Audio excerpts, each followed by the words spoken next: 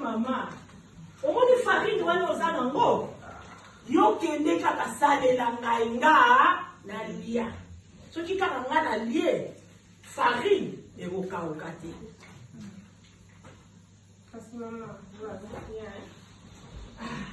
Merci. Oh, il y a ma classe ici. Maman, ça va nzala. D'accord. Leka, président. Oh, allez, un peu de temps hier. Pardon, on va dire ça va faire. On va pas mourir. Amen, amen.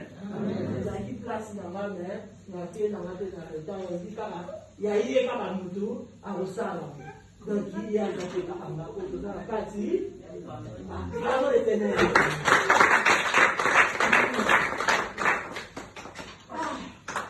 Merci, maman. Farine wana aussi la tête. Donc, il va nous go dans la carte. En tout cas, merci pour ça. Farine est carte à la tête, maman, comment tu me sens ma tête? Docteur, où tu vas plus? Ah, mais il est là. Tumelia hapana bawelia dokta nzambe asali nzambe asali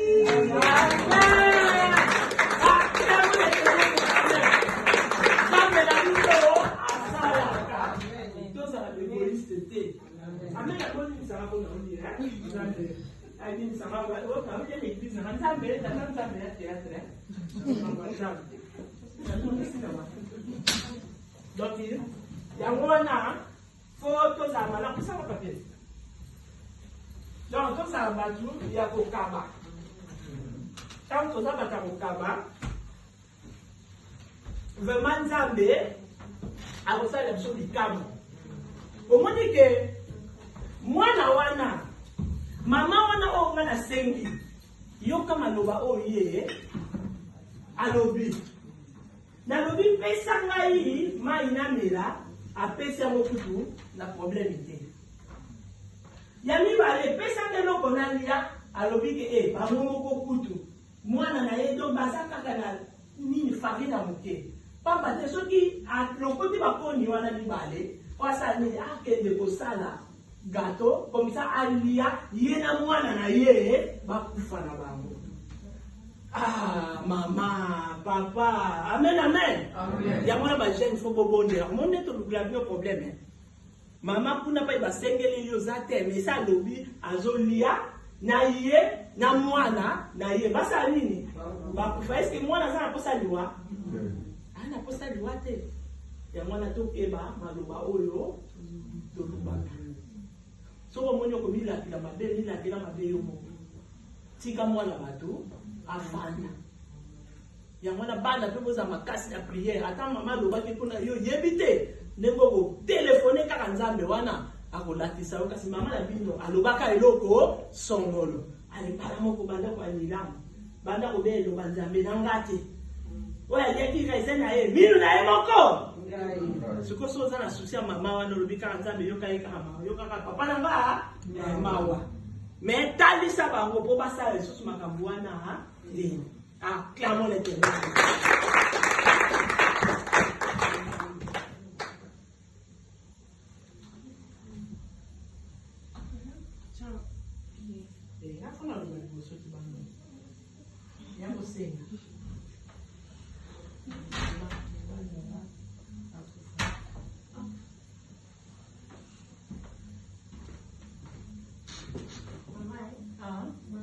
Mosani na Nzambe.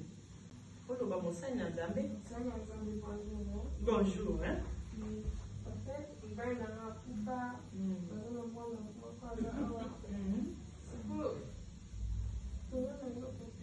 C'est vrai qu'on parle moins en anglais.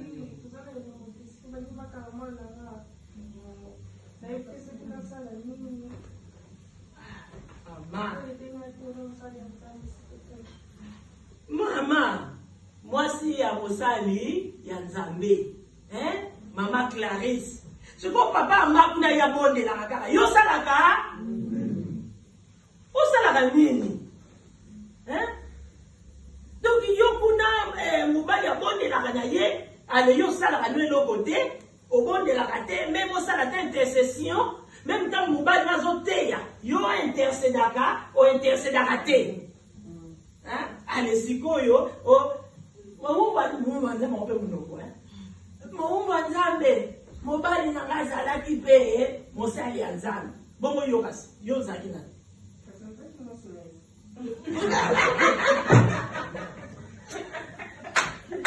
Amen, amen. Acclamons l'Éternel.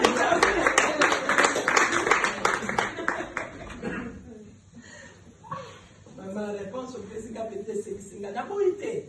On a qui moi si na ye za malamu. Kasi na zotu na poyo lobi azalaki mosali ya Nzambe. Kasi na kati mosala ne ya Nzambe kasi yo bande ko sala nini yo bande ko contribuer ya mwana ne na zotu na.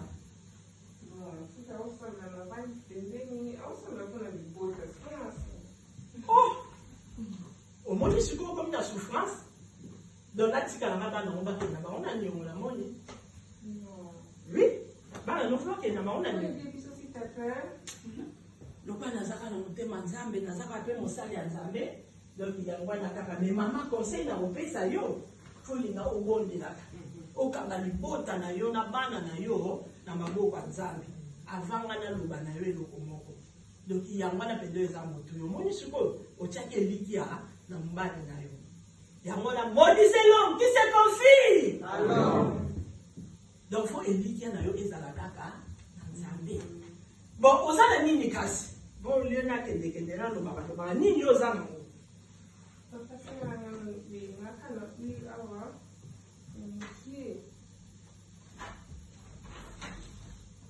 donc bapesaka kaka oyo aza na mbo Moïse batunaki ye oza na nini azalaki na bato na ye bongo yo oza na oza na eloko amen mais Yesu avec eloko lisusu mpona Nzambe asala nini amultiplier oza na Yesu c'est bien oza na besoin mafambo iti boye te ya oza na nini amen Nzambe akumbama oza na huile ya ndambo kaka yango oza nango bon eza problème te toyebi Nzambe na biso atonda na mobuya moni mama liboso namonaki ye alukaki lobiko ya mwana na ye nano te azwaki ngolo akutanaki na mosali ya Nzambe donc soki akutanaki te na mosali ya Nzambe te donc alingaki kolia na ye mikate na ye to soki gato na ye na mwana ne mpo bakufa na bango mais mama Nzambe apambola yo mpo oye koluka lobiko ya bana amen amen donc soki tomoni eloko ezomarche te tolukaka lobiko ya bana na biso ya moninga na biso ya lingomba na biso amen amen donc baveyaka omoni Gehazi place ya mwasi okuna oyo asalelaki bango bolamu ye moto aveyaki mosala nzambe aveyaki.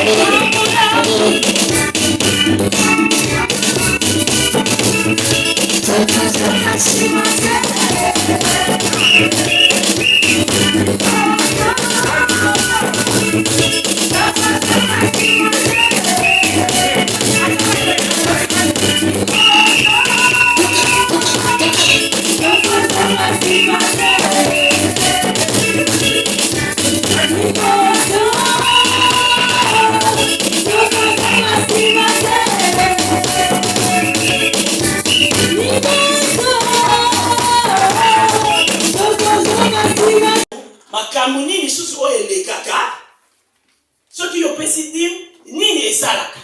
Amen, amen. Ah, tokotala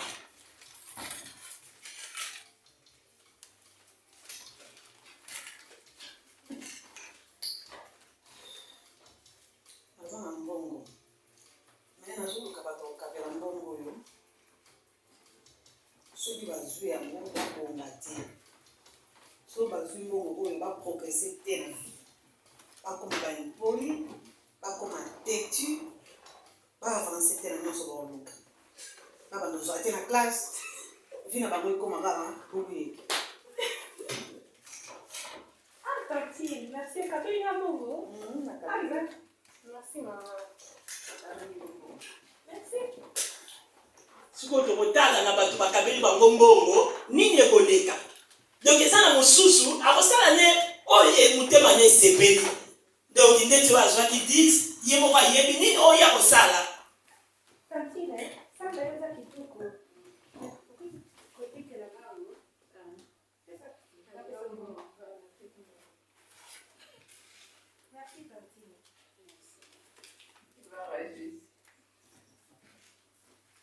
Sikoyo tokomona pe oyo bakabilaki 20 nini ezalaki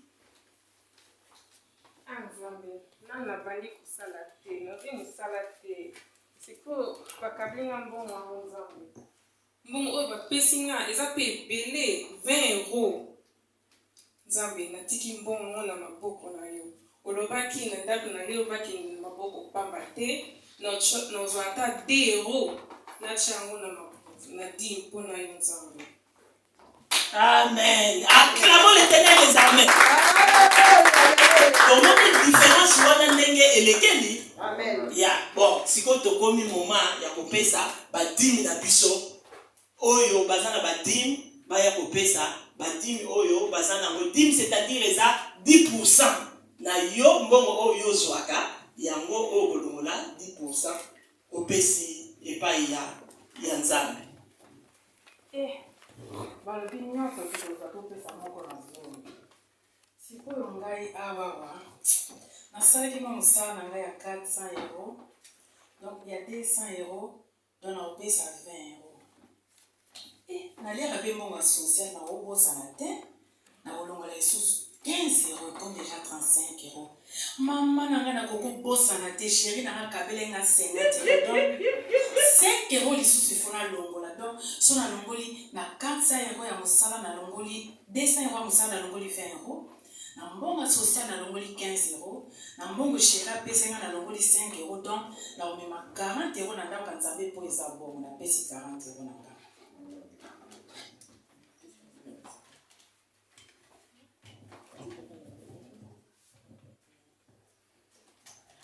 Amen, amen. Amen. Donc, tozo continuer kaka naba. Na moko wana mama na zo loka lobi fo bazala ben poli. Aloki déjà. Sikoyo, yokuna continuer kaka koloka. Ye kozwa. Dorcas, ma fille viens. Et non seulement là, nous na boy na yo kokele mbali na yo kasi. Dorcas, di ko na so binawa? Ya. Dorcas kini o so mbele papa na. Mobali na yo ngala bana ye yo muto bana ye. Nini kumilio ko ipuri bwe fani. Aka na dongo kuna atika na getinga. Amen, amen. Amen. Mwana komi impoli. Doki, pona nini, 10 € wana o yazwaki, asaki nini, asambela kite, azumba moka ke kosomba, saki na ye. Siko tokotala, action susu, mama wana pesaki 20, makamu nini o yazo sala, pona mutu wana o ya pesaki 20.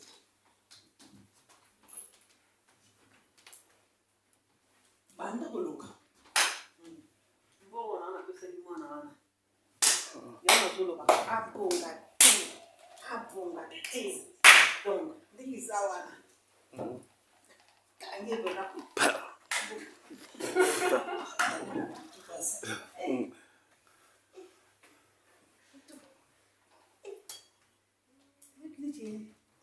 Amen, amen. Amen. Tomoni réaction ni non. Zamba pambola yo mama. Omoni oya pesaki na konza di. O wana apesaki te aliaki kaka. Nini ezwalaki ye? Akomi polika makambo mama na lobaki saki nini? Enanaki. Mais oyo alongolaki te na jomi na ye apesi. Est-ce que ko finga wana to malédiction ezuye? Ezuye te. Acclamons l'Éternel.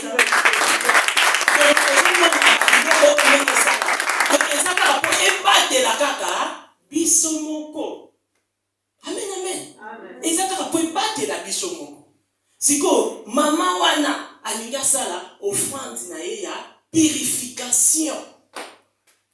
Po amoni ke simbite abayeti. Siko alinga sala offrande ya purification. Nzambe na ngai. Natambusi moi na ngana mabe penza. Koloka bana batu kaka ngai. Kopombo kaka ngai. Bandanga bangai kaka ngai. Koyiba ngai. Nasali nyonso ya mabe na ngana zwi tomba de ngana ye. Epa ya Nzambe a purifier ngai. Je kopesa. Opanga ngai.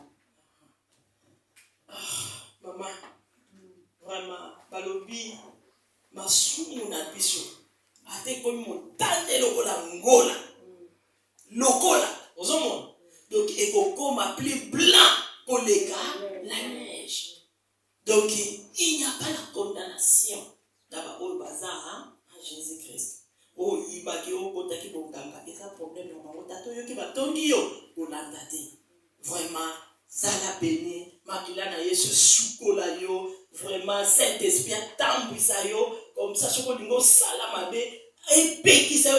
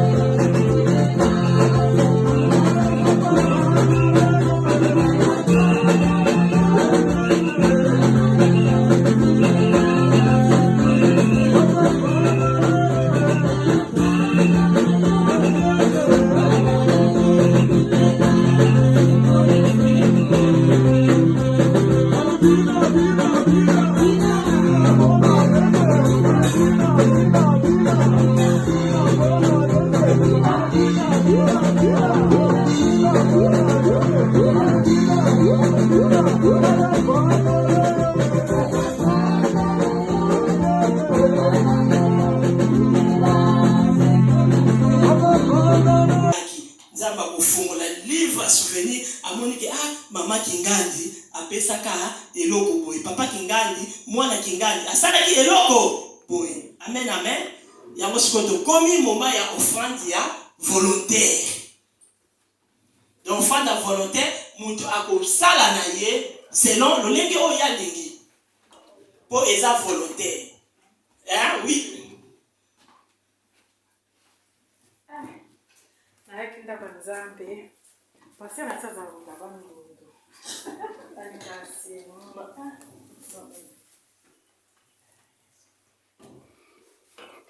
Passer na sasa za mutabandu. Donc moi c'est moi qui suis en campo de mode de pasteur.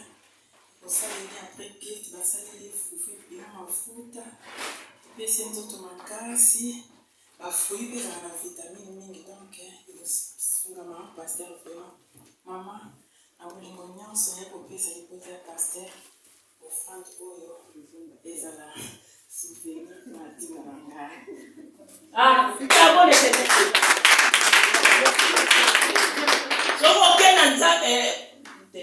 soko kena ndako pasteur le komonye lokote o bakabaka te siko soka zoka boya badimi na ye azoka ne ayebike ndako ne kozala biloko plein MC yo moko pour que biki la sukuna Mama Clarisse en tout cas nga nazana Thompson te azui Thompson apesi po otozwaka tozongisaka pe kaka amen amen o siko azongisaka te za problème na ye na Nzambe Nzambe mutakobeta ye me yo te mutu okojijena. Amen, amen. Nous allons continuer toujours au monde et dans offrande volontaire.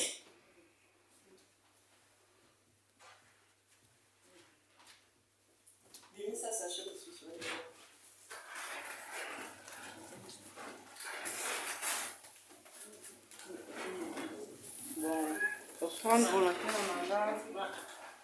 femme de l'État n'a pas académie l'église, la biscuit, la maman, l'église, alors il y a l'église, donc l'église aussi, là, ça est nini. Allié bon. Donc, on va partager, d'amour. Acclamons l'éternel des armées. Tout comme il y a beaucoup ça, il y a beaucoup ça, il y a beaucoup ça. Obi a te na sepeli na pesa. Mususu pe yumo kolo ba tuka nga penda na ebike lecto kenda katozanga na tango liate na bando salaka mikate na nga bongo na pesa kana kanga wota na basashi po na pesa ka pona mindele za kana ko sisi prière pour fanda quelque part bozolia biso suko to sala ngo penza te. Alors mutakolo ba pe akangi na yango na basashi mikemike l'église si la sa nini azo kambola o pangwa mate. Amen. Tomoni sert na biso alobi amemi offrande na ye volontaire pona ngana yo to sa nini tolia acclamons l'éternel des armées.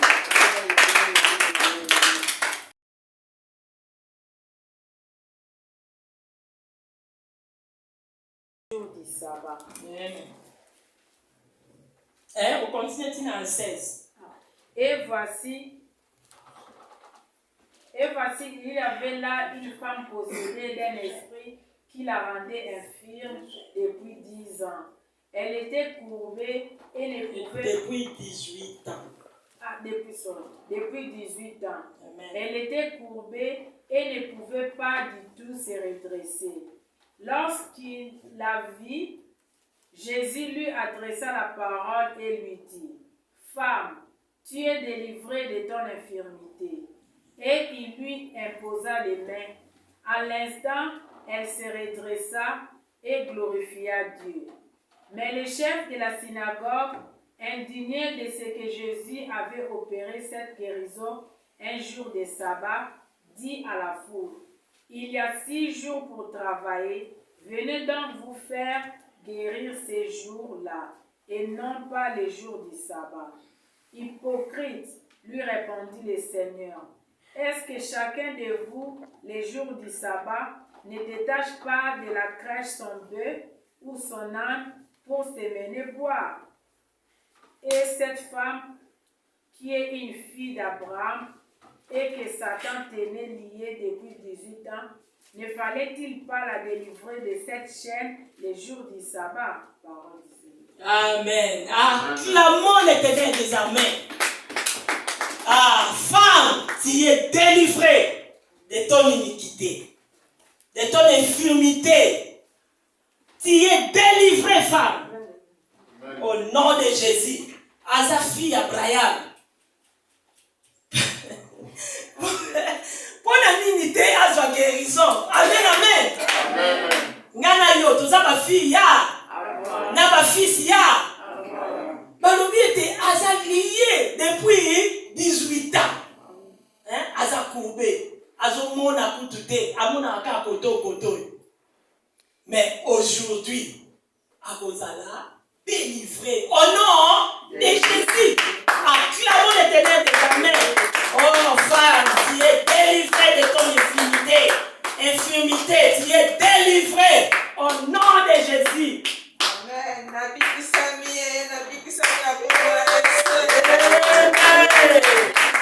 Acclamons l'éternel des armées.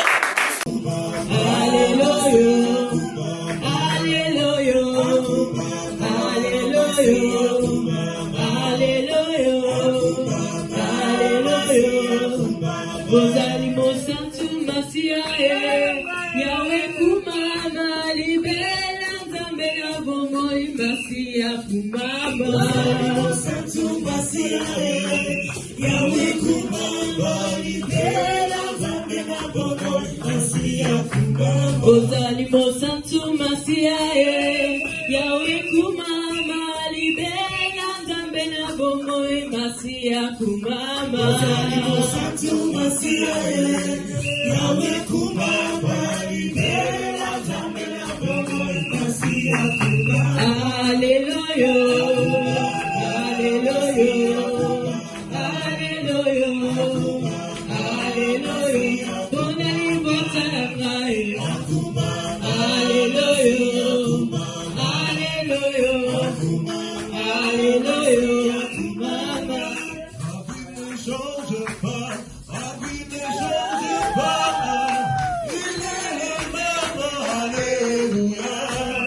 Rabbi ne change pas, Rabbi ne change pas, il est le même, alléluia.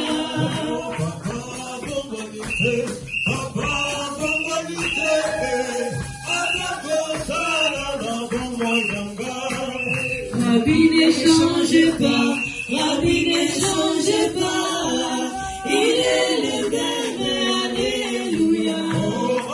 Manifeste-toi, descends agir, manifeste-toi, descends agir, manifeste-toi, descends agir, manifeste-toi, descends agir, manifeste-toi, descends agir, manifeste-toi, descends agir, manifeste-toi, descends agir, manifeste-toi, descends agir, manifeste-toi, descends agir, manifeste-toi, descends agir, manifeste-toi, descends agir, manifeste-toi, descends agir, manifeste-toi, descends agir, manifeste-toi, descends agir. Pépélé, pépélé, oh, pépélé, pépélé, na Yesue, pépélé, na bala Yesu, na kopesa yebikumba, na nganyoso, ponatikala, pépélé, pépélé, pépélé, pépélé, oh, pépélé, pépélé, na Yesue, pépélé, na bala Yesu, na kopesa yebikumba, na nganyoso, ponatikala, pépélé, pépélé.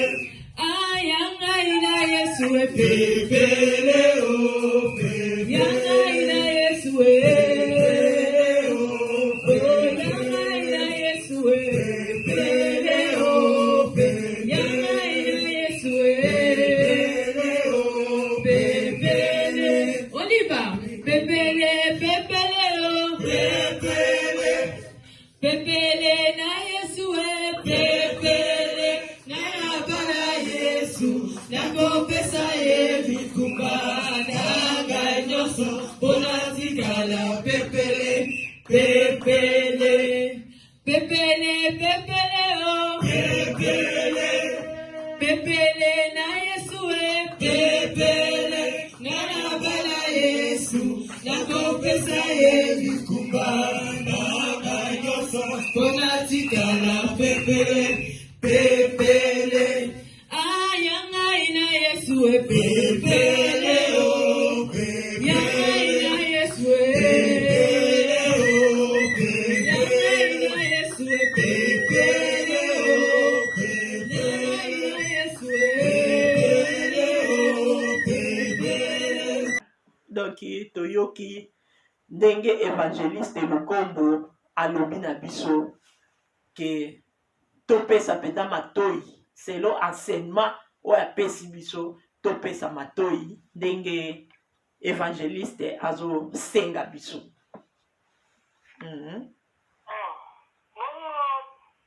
Mpona nini banginaki na motuna mpona nini évangéliste asengaka kaka matoi akoki kosenga parti mosusu ya corps te parceke corps eza na baparti ebele akoki kosenga ata miso akoki kosenga ata zolo akoki kosenga ata lokolo bie loboko me ndenge nini asengaka matoi. Oui, donc asengaka matoi mpona ke toyoka nde tozala attentif.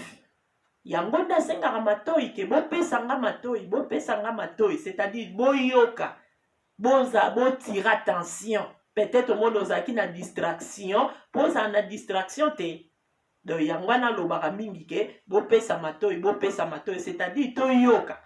Bon ndenge lobi wana ke est-ce partie du corps eza ebele, akosenga pe misu, akosenga pe makolo, akosenga pe maboko, tozolo mpona nini asengaka matoi omoni ke misu wana na maboko bato baza nango besoin eza bade babord mpo bango mpe bazosenga misu wana epuis bazosenga mpe na oyo eza maboko sikoyo pourkui basengaka yango mpona nini misu lere batie video mpo totala epuis lere tozotala maboko na biso yango ekokoma amen maboko na biso yango ekotia bagene yango nomoni ke de babord azali na besoin ya topesa ye misu na matoi c'est-à-dire totala mpe totia mpe bagene ekozala mpe malamu ngai nasengaka kaka bopesa motema oyo ngai nazosenga bopesa motema pourkui bopesa mitema donc maloba nyonso ya nzambe oyo ezobima donc bograva ngo na mitema na bino mpe botia ngo na misala nde nzambe akosepela na biso mpenza amen amen nene basali baza mokie azozelaka nga na yo toya akoyamba biso na maboko na ye akomema biso lokola bebe tolala kolala na biso na kimia koza na yesu eza elengi mingi koza na yesu eza elengi makasi mpenza nani okokoka na ye aza te mpe akotikalaka kobotamaka te amonaka bisika nyonso esalami epai na ye eske yo omonaka bisika nyonso ndenge kaka nazotala boye eske nsima na nga nayebi eloko nini eza nayebi te amoke natiaki talatala komisa mpo elakisaka ngai eloko nini eza na nsima suki ya motu na biso toyebi otanga yango mabele okotanga yango me nzambe na biso ayebi suki ya motu oyo toza nango combien de suki ayebi yango wana totalela nzambe na biso wana ye abomaka nzoto abomaka na molimo azosenga biso please tokopie te makambo ya babilone wana tokopie te ndenge alobi na yango bien na 18 wana totangaki donc soki totangi na verset 4 et j'entendis du ciel une autre voix sortait du milieu d'elle babito bima na milieu na bango c'est-à-dire na milieu ya mabe foto bima wana yo na miyibi oyo toke na biso tokende koyiba yo na kindumba oyo toke na biso toke osala kindumba oyo na kofinga toke na biso nga mpe na kokotela yo fo toswanisa ye ndeko tomibatela mon peuple afin de ne point participer à ces péchés balobi na biso toparticipe na péché ya Babylone te tobima na Babylone ne participez pas à ces péchés et de ne pas recevoir votre part de ces plaies. Donc tolinga te biso pe tokende kozwa ndenge bakweyisaki bango bapasi oyo bango bazwaki biso pe tozwa yango ya ofele kaka mpona nini ya kokopie yo moto olandaka kopie nde makambo malamu amen amen ndeko wana natanga ya bible mpe nanga na kokopie na ngai ye mpo nga mpe natangaka bible ndeko wana mpe ndayembaka malamu nga mpe na kokopie na ngai ye mpo nga mpe nakoma koyemba malamu koyembela nzambe na nga malamu me yo moninga ntanga azoyembela kutu nzambe malamu yango ye alakisaka nini olingi kokumisa moninga te eza mabe moninga asali eloko ya malamu pambola nzambe oyebi eloko yango te olingi mpo yekola ndeko osalaka yango ndenge nini lokola bandeko na ngai na kati ya chaîne mama na mama ayebi nini na ye oye asalaka mosusu azolakisa ndenge balambaka mama bido mosusu nzungu eza kotoka mama miss elogas mosusu kuna azolakisa ndenge batandaka bambetu eza esengo mingi tosala nini toyekola ntango tozoyekola eza esengo mingi mais biso tolingi ko apprendre te. Cette année balobi na biso to cultiver. Soyez bénis to kangamaka na dominer na ko dominer te. To ko kangama pe kaka o na soyez bénis te fécond o multiplication o ezobota te bota balobi to cultiver. Ko sa bilangeza passe hein. Soki pe ezobota te to tia fumer. Yango na nde to bonga ma place wana. To tia ba fumer. Pona nini bilanga ngo ndunda ebota malamu. Alors fumer wana ezaka ngana yo to bongisa to se repentir. Poto za la malamu par rapport ya bato, par rapport pe ya nzambe. Malamu muta mokili andima na yo te. Me nzambe andima yo. Posuka na yo eza lola. Olieke mutu ya mokili andimi yo alokeli felo. Eza passe. Vraiment tout ça l'effort.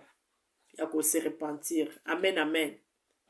Et que ça esengo mingi soki biso nyonso tokutami na lola ekozala esengo mingi. Ezalaka esengo mingi kunana likolo. Soki mosumuki moko abongoli motema e. Ah, mwana moko ya nzambe papa e. Oh, afandaki na loboko ya mobali. Kuna na lola tokozala na nzambe na biso. Nzambe malamwe tokozala na Jésus sauveur. Yembela yawe tokozala na nzambe na biso. Nzambe kitoko tokozala na Jésus sauveur.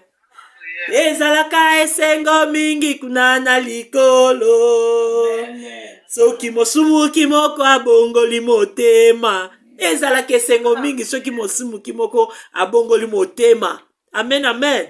Feti munene na lola. Feti munene de yangwana to sa l'effort vraiment ekoza malamu. Amen, amen. Pokuna na lola eza esengo mingi. Na lola na lola. Na lola na lola oh na lola na lola. Oh na lola na lola oh na lola toko monana na Brian na lola toko monana na Masia na lola toko yembande banzembo oh na lola na lola oh na lola na lola oh na lola toko betande lindanda oh na lola toko yembande koyemba oh na lola na lola na lola bisengo na bisengo. Kuna liwo eza te. Maladi eza te. Kolele eza te. Pasi eza te. Oye kuna leki na mbongo eza te. Biso tu égalité. Ndenge nzambe na biso alingi ngana yo ndenge toza bandimi. Tozalaka na même pensée. Tolataka elamba moko. Towelelaka kolata ba uniforme. Matanga, uniforme. Feti, uniforme. Mena mitema, uniforme malonga, eza te. Tozala nde na uniforme malamu. O Yesu akomona biso identique. Ndenge balobaki na Pierre. Yo poza lokola, ye. Boza na même langage. Bana code de Christ. Toza na langage malamu. Amen, amen. Tant que tu as la langage malamu ekozala bien, même langage, même pensée. Ndenge bandeko na biso basalela ki nzambe, bazalela ki bongo. Mais lelo nga na yo ten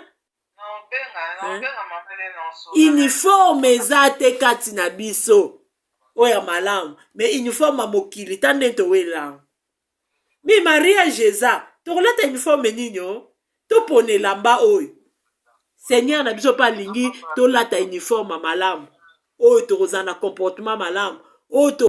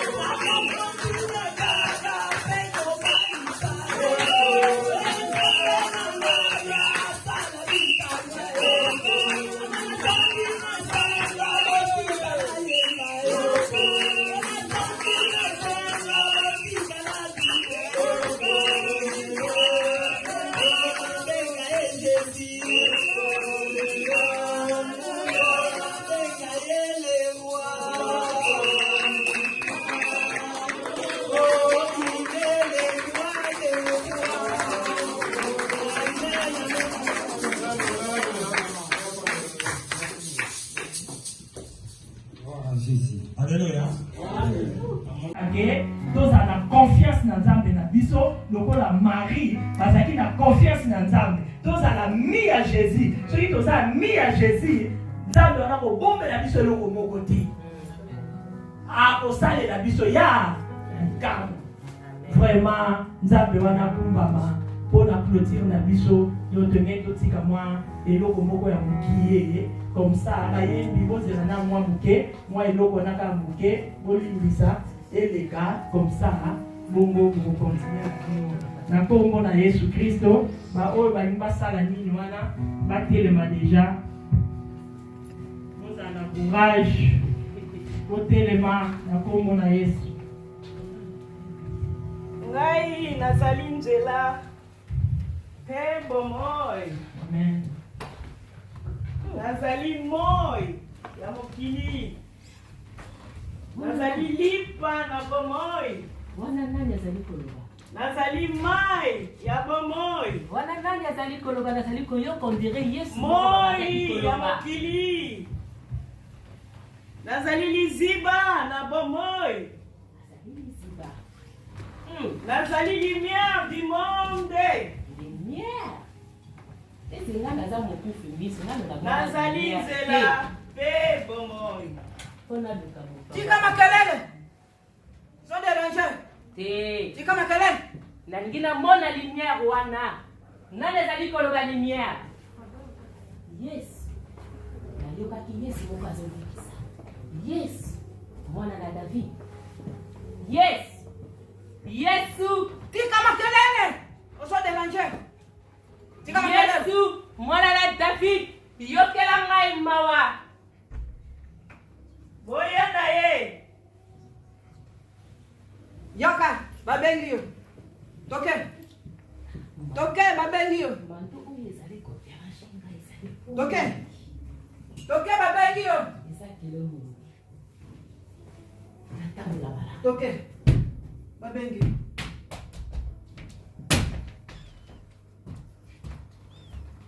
yesu olingi nasalela yo nini nalingi namona nalingi baelimitation elongwa kati na bomoi na ngai nalingi lumière mona amoni yes amoni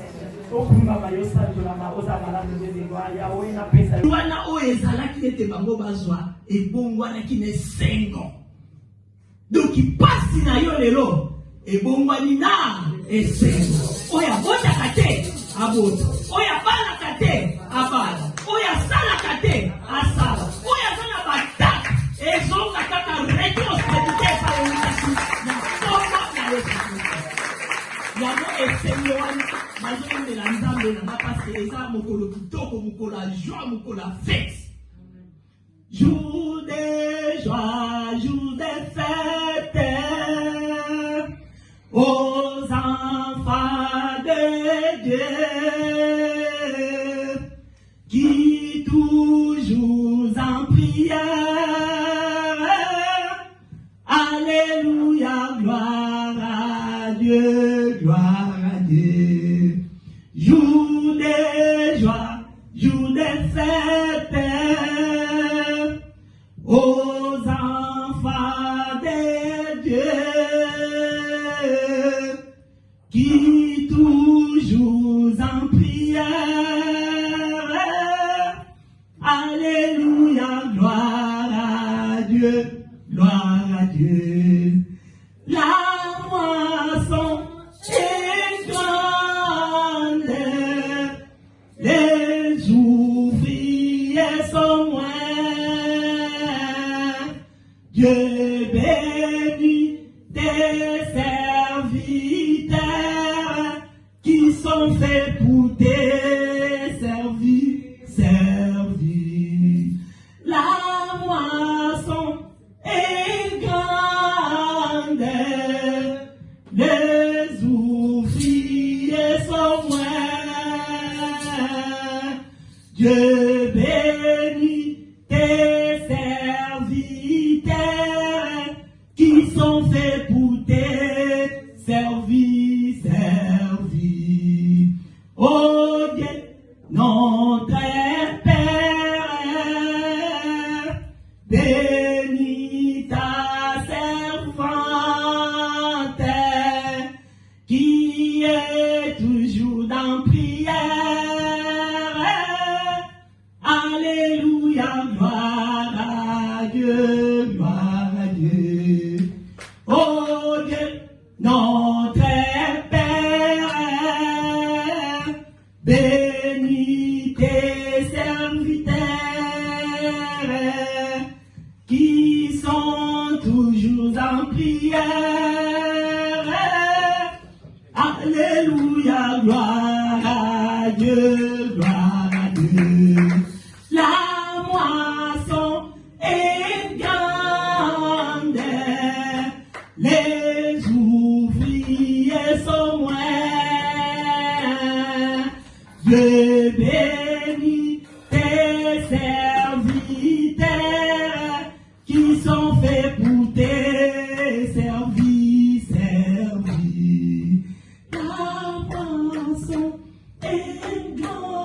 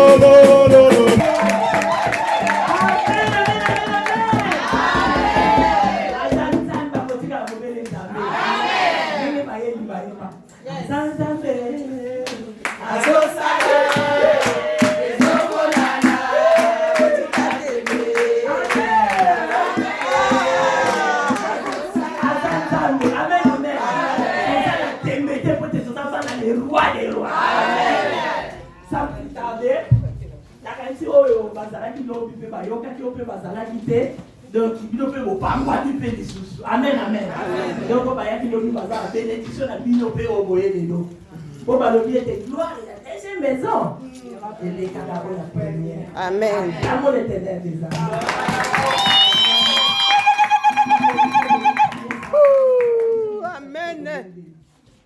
okumbama yo sanjolama oza malamu moma kitoko oyo dieu de topesi yango lisusu na maboko na yo yawe oyebi teme na biso oyo ezali ete tobima kati na limitation me tokende liboso Amen. na makasi na biso moko tokokoka te lobi ete tozwaki 6 plus 7 ezalaki elonga oyo ete lelo 1 plus 7 oyo dieu de gloire yango eza 8 nayebi ete na 7e jour opemaki c'est-à-dire na premier jour yo obandaki su makambo po ete premier jour yango eza dimanche oyo ete bamari bakendeki na kunda ezalaki na premier jour yango wana ete ténèbre nyonso oyo etelemeli biso na banzela na biso na banzela bana na biso na domaine yango nyonso yo ténèbre tika nzela na kombo na yesu yo matoma ngongi oyo oyokaka te pouvoir epesami na biso naza kokaze yo na marche likolo na yo mpe napesi yo mitindo kati na oyo esika oza na place te na balimitation na yo na bakobanga na yo na makambo na yo nyonso bakolito na yo nyonso bima na bango kende na liele zaride na kombo na yesu Au nom puissant de Jésus. yawe nabeleli résurrection na yo katikati na oyo esika po ete premier jour yango ezalaki résurrection oyo bamari bakendeki komona mpe bayaki na kopesa sango tika ete oyo ekufaki ya bana na yo yedega elamuka Amen. kombo na yesu Amen. oyo ebebaki nzambe oyo restoraka restauré au nom puissant de Au nom jésus de Jésus. oyo emankaka obengaka na existence eloko eza te ye eya na kombo na yesu kristo amen Amen. vraiment nzambe Salut, j'espère que vous allez bien. En fait, c'est plus pour le diaspora. C'est donc qui veulent passer leur séjour ici à Kinshasa. Alors pour tous vos déplacements, il y a une voiture à louer qui est là, marque Hyundai. La voiture elle est confortable, donc climatisée et tout. Donc la voiture répond vraiment aux normes. Alors pour tout contact, veuillez contacter Bidor TV au numéro qui suit, plus 49 17 85 52 23 11. Donc je réponds pour une meilleure compréhension. Plus 49 17 85 52 23 11. Donc la voiture elle est là, marque Hyundai. Donc voilà. Donc ici nous sommes à Kinshasa. Donc pour tous les diasporas, pendant tous vos séjours à Kinshasa, voilà la voiture elle est là pour vos déplacements et tout. Donc partout où vous voulez y aller, la voiture elle est là. Donc vraiment, veuillez contacter Bidor TV et vous ne serez pas déçus. Merci et bye.